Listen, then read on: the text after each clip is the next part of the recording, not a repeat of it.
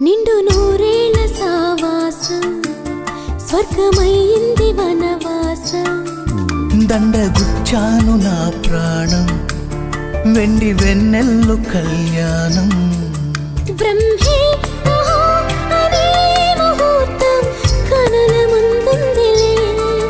జగమే అలా ఇలా ఉయ్యాలై ఊగి మురిసిందిలే నిండు నూరేళ్ల సావాసం